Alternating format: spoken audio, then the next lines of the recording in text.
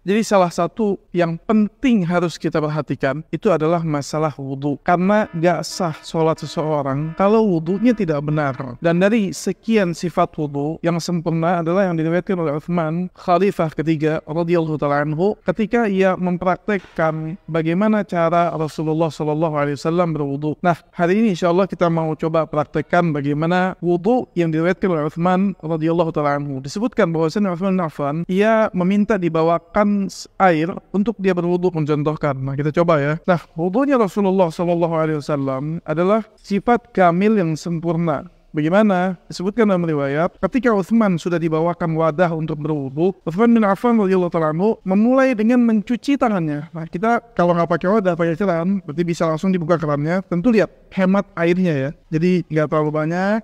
Nah, cuci 3 kali. Bismillah, cuci 3 kali. Nah, cuci seperti ini. 1, 2, 3. Ini pertama. Kemudian yang selanjutnya adalah diambil airnya dan dipakai untuk istinsyaq, dimasukkan dan madmadah, kumur-kumur secara bersamaan, dan dibuang juga yang dari mulut. Dibuang istinsyaq dari hidung dan dibuang dari mulut. Contohnya kayak begini, lihat. Diambil airnya, dimatikan, ambil airnya secukupnya.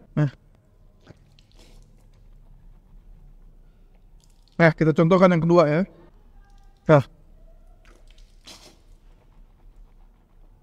Nah, itu lihat. Contoh yang ketiga ya. Ambil lagi airnya, matikan.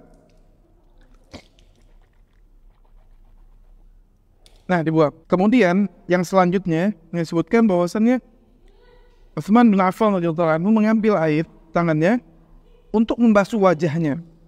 Diambil airnya, dibasuh wajahnya. Nah, seperti ini.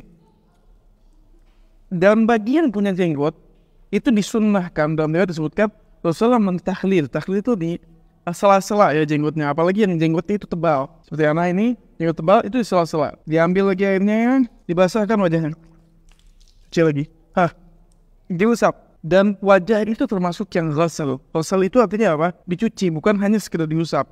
Apa bedanya diusap dengan dicuci? Dicuci itu airnya mengalir seperti ini, dan batas wajah itu dari perbatasan kuping sebelah kanan sampai kuping sebelah kiri, kemudian yang ada di dalam dagunya sini sampai batas rambut normal yang tumbuh. Jadi seperti ini di batas heningnya. Kemudian yang ketiga, kita lihat ketiga ya, cuci lagi seperti ini.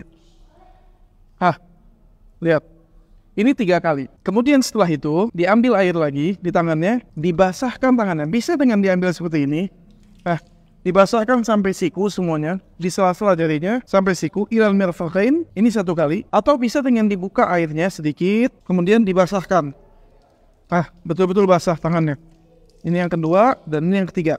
Nah, begitu juga sebelah kiri. Yang sebelah kiri, jika kita pakai jam, kalau jamnya longgar bisa kita pastikan, tapi kalau kita memastikan air itu kena, maka kita bisa buka jamnya. Kita berwudu lagi seperti ini. Nah, pastikan tiap bagian kena, terutama sikunya kita. Dan cara memastikannya dengan mengusap setiap bagian dengan air. Ini 3 kali. Kemudian, adapun kepala, Allah katakan wamsahu biru'usikum. Dan usaplah bagian kepala kalian. Nah, kalau kepala, itu nggak perlu diambil airnya kayak begini, tuh dibasahin, diguyur. Tapi yang dimaksud wamsahu, yaitu mengusap dengan sisa air yang ada. Jadi dibuang airnya, ada sisa air di tangan, maka disebutkan dalam riwayat Utsman bin Affan bahwasanya Nabi memulai dari muqaddam atau dari pertama kali rambutnya, dari batas wajahnya itu, mulai sampai ke belakang seperti ini. Ila qafah. Qafah itu bagian sampai bagian leher belakangnya, kemudian dikembalikan lagi. Waddahuma, dikembalikan lagi. Nah, ini sekali. Bisa diputus atau dilanjut ke kuping, ini diputus, kemudian dilanjut ke kuping. Sekali. Bisa juga langsung disambung ke bagian kepala, kemudian kuping. Jelas ya? Untuk perempuan, sebagian ulama seperti Imam Syafi'i mengatakan itu yang wajib itu biru'usikum sebagian. Tapi wallahu a'lam, sifat yang sempurna semua bagiannya, jadi depannya dan belakangnya diusap ya, ila qafah. Jadi sama seperti yang laki-laki, dari depan sampai ke belakang lagi. Kemudian kaki. Adapun kaki ini maka dicuci. Cuci seperti apa? Seperti ini, dibuka airnya, dihemat, kemudian di sela-sela bagian-bagian dari kemari kakinya. Nah, sampai ke ka'ab. Seperti ini, di sela-sela bagian kakinya. Dan disebutkan dalam hadis, begitu juga yang kiri ya. Kata Rasulullah, wailul lil aqab minan nar. Kata Rasulullah, wail, celaka dari bagian-bagian kaki, mata-mata kaki yang enggak kena wudu. Jadi enggak sempurna sampai tidak terbasahi. Nah, itu kurang lebih cara wudunya Rasulullah SAW yang sempurna yang diriwayatkan oleh Utsman dan diriwayatkan oleh Imam Bukhari, Imam Muslim dan Ashabus Sunan. Wallahu taala a'lam bishawab. Assalamualaikum warahmatullahi wabarakatuh.